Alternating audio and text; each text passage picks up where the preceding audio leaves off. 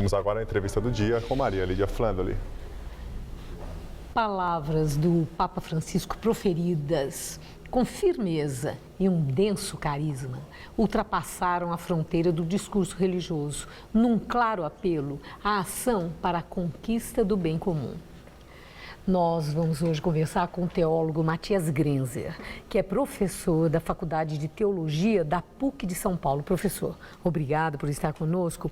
O Papa Francisco evitou a politização da visita dele. Ele não aceitou ir a Brasília como chefe de Estado, não quis ser recebido assim. E focou na juventude, na questão social. Entretanto, num dado momento, ele surpreendeu quando ele conclamou os jovens a não se conformarem com a situação adversa, com as notícias, as denúncias de corrupção e a irem à ação.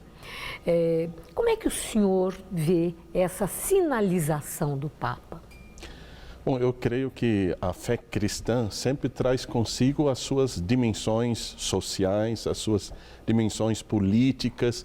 De fato, é muito difícil separar entre aquilo que realmente acreditamos, a fé em Deus, e de outro lado, focar nas relações humanas, na convivência entre as pessoas.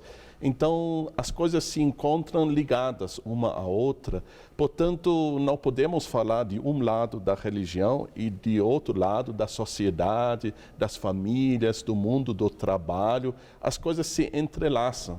Trata-se de uma fé que quer abraçar a vida, a realidade inteira, a sociedade, dando a sua contribuição. E isso vale para a Igreja Católica também? Podemos entender uma sinalização de que a Igreja também tem um papel político? Certamente, a Igreja não é nada mais do que o conjunto dos fiéis, o povo de Deus que se reúne. E ela, como instituição, como comunidade, é também um fator político, faz parte da sociedade, não podemos separá-la da sociedade. A visita do Papa, é óbvio, está aí provocando muitas análises. Não há quem conteste a capacidade de comunicação dele, o quanto ele é simpático, o carisma natural que ele tem, como ele fala com facilidade, envolve as pessoas. Entretanto, tem aí uma especulação, se o Papa é conservador ou progressista. É interessante observar que ele rejeitou a legalização da droga.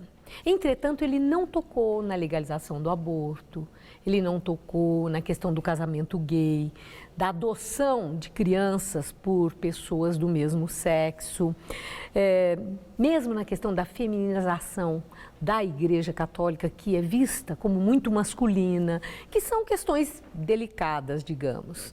Isso sinaliza que o Papa seja, de verdade, conservador no conteúdo e moderno na forma?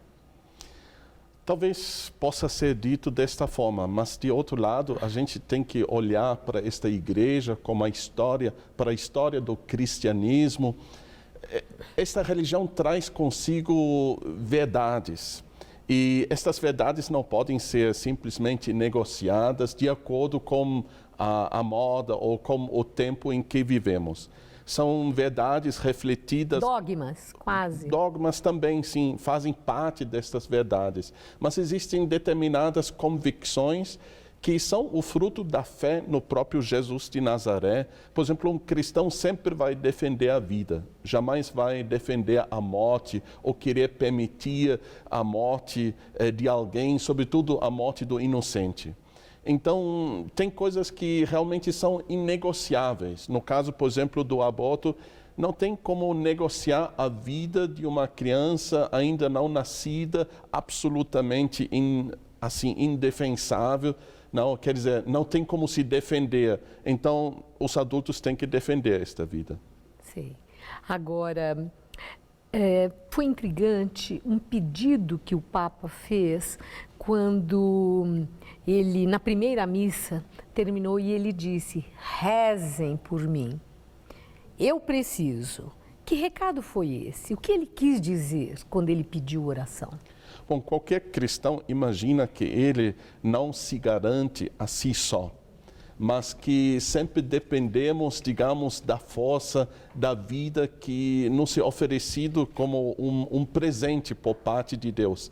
Então, esta religiosidade, ele tem esta religiosidade, claro, e convida a todos a aderirem também a esta fé. Para nós tudo é fruto da graça divina. Nós nos compreendemos como cristãos, como dependentes de Deus. E, portanto, este diálogo com Deus é muito importante. E a oração é diálogo com Deus. Essa capacidade ainda de comunicação, a simpatia do Papa, falando ao coração das pessoas e sendo aclamado. Ontem nós vimos isso aí, gerou uma energia de emoção. Entretanto, também por analistas, isso foi visto assim como que um tom populista do Papa. Que ele teria o mesmo tom populista do Perón, seria um populismo da época do Perón, ele sendo argentino. Como é que o senhor vê esse tipo de avaliação? O Papa tem um discurso populista ou ele tem um discurso de forte apelo popular? Bom, eu pessoalmente creio que esta sua personalidade, esta sua alegria, tudo isso ajuda enormemente. É também a sua latino-americanidade. Isso, digamos, é uma ajuda, é um dom que ele recebeu. Nem todas as pessoas são assim, mas ele, graças a Deus, é desse jeito. Eu não descreveria isso como um populismo. Peronista, não é isso? Eu creio que seja muito mais resultado de sua fé cristã. O resultado da fé cristã é a alegria, é uma postura esperançosa, é a opção pela convivência realmente amorosa, e ele expressa esta alegria, e isso acho que é um grande dom que ele tem. E para encerrar rapidamente, qual é o legado da visita do Papa para o Brasil? Bom, eu creio que daqui para frente temos que pensar sobre tudo aquilo que ele anuncia, do que ele fala, é um impulso que ele dá. E daqui para frente nós temos que acolher este impulso e refletir sobre ele. Muito obrigada, professor. Uma boa noite.